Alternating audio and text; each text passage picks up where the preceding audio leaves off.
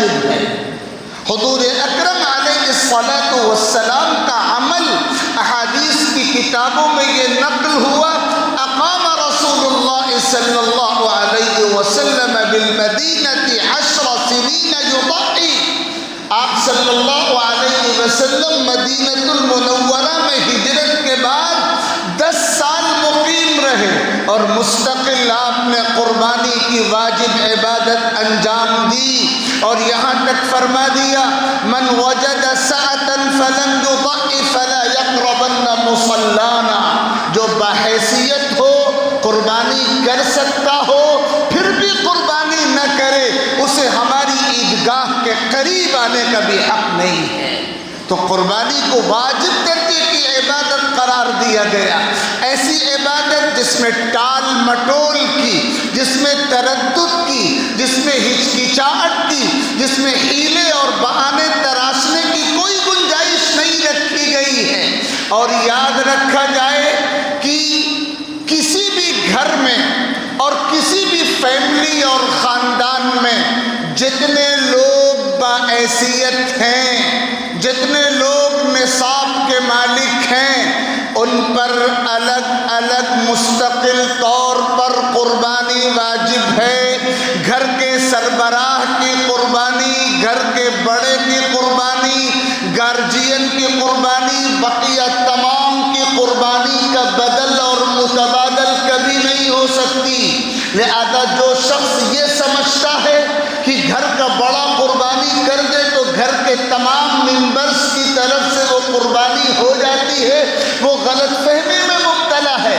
جس طرح نماز مستقل طور پر ہر ایک کو پڑھنی ہے، کسی کی نماز دوسرے کی نماز کا بدل نہیں ہو سکتی، روزہ مستقل طور پر ہر ایک کو رکھنا ہے، اسی طرح قربانی ہر اس مسلمان پر جو بالغ ہے، عاقل ہے، نصاب کا مالک ہے، آزاد ہے، مقیم ہے، باحیثیت ہے، مستقل طور پر اس پر قربانی لازم ہے۔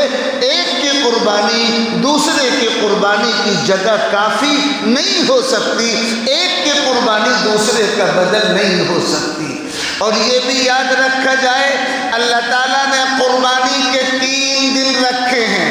ذی الحجہ کی 10ویں تاریخ قربانی کا سب سے افضل دن ہے، قربانی کا سب سے افضل دن پہلا دن ہے، اس کے بعد دوسری تاریخ ذی الحجہ کی 11ویں تاریخ اور تیسرا دن ذی الحجہ کی 12ویں تاریخ، بس ان 3 دنوں میں قربانی ہو سکتی ہے۔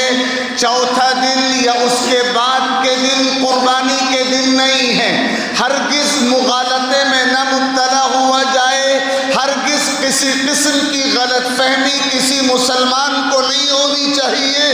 قربانی کے صرف 3 دن ہیں، چوتھا دن قربانی کا نہیں ہے۔ حضور اکرم علیہ الصلاۃ والسلام کی احادیث سے بھی یہی بات ثابت ہے، اور حضرات صحابہ کرام رضوان اللہ علیہم اجمعین کے اقوال سے، ان کے افعال سے، ان کی سیرت سے، ان کے طرز عمل سے بھی یہی بات ثابت ہے۔ تو ان تمام اصولوں کو سامنے رکھا جائے، قربانی کے جانوروں کی خریداری میں خاص طور پر 2 باتیں ہمارے سامنے رہیں۔ ایک تو اخلاص، نمود اور دکھاوے کے سفلی اور گھٹیا جذبات سے پرہیز۔ ہم جانوروں کی خریداری میں اللہ کی رضا کو سامنے رکھیں، سماج کو دکھانا، اپنی دولت کی تشہیر، اپنے جذبے کی تشہیر ہرگز مقصود نہیں ہونا چاہیے۔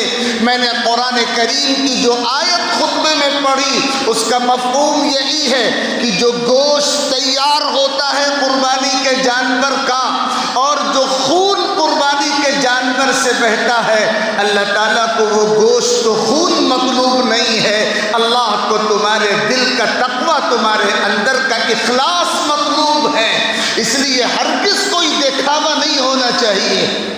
اوسط درجے کا جانور اپنی مالی حیثیت کے مطابق اللہ کو راضی کرنے کے جذبے سے، قرآن کے حکم کی تعمیل کے جذبے سے، انبیاء کرام کے طریق پر عمل کے جذبے جذبے سے خریدا جائے اور پھر کوئی اسراف نہ ہو، کوئی فضول خرچی نہ ہو، کوئی دکھاوا نہ ہو، کوئی نمود نہ ہو، کوئی نمائش نہ ہو، اس کا خاص طور پر خیال رکھا جائے۔ چھوٹا جانور صرف ایک فرد کی طرف سے قربان ہو سکتا ہے اور ضروری ہے کہ اس کی عمر 1 سال پوری ہو چکی ہو۔ بڑا جانور 7 افراد کی طرف سے قربان ہو سکتا ہے اور ضروری یہ ہے کہ اس کی عمر 2 سال مکمل ہو چکی ہو۔ ضرورت اس بات کی ہے کہ ہم قربانی کے احکام کو، فضائل کو، مسائل کو سیکھیں اور خاص طور پر جس پہلو کو سب سے زیادہ ملحوظ رکھنا چاہیے وہ یہ ہے کہ قربانی کی یہ عبادت سنت کے مطابق انجام پائے اور ہمارا کوئی طرز عمل کسی کی بھی ایذا اور تکلیف کا باعث نہ ہو، نہ ایسی گندگی پھیلائی جائے، نہ راستے کو اس طرح بند کیا جائے، نہ ایسا کوئی طریقہ اختیار کیا جائے جس سے اپنوں کو یا بیگانوں کو، اپنوں کو یا غیروں کو، اپنے ہم مذہبوں کو یا دیگر مذاہب کے ماننے والوں کو تکلیف ہو۔ ہماری شریعت نے ہم کو پابند کیا ہے کہ ہم دوسروں کو نفع پہنچانے والے بنیں، دوسروں کو راحت پہنچانے والے بنیں، ہمارے کسی طرز عمل سے کسی کو تکلیف نہ ہو، اذیت نہ ہو، نقصان نہ ہو، پریشانی نہ ہو۔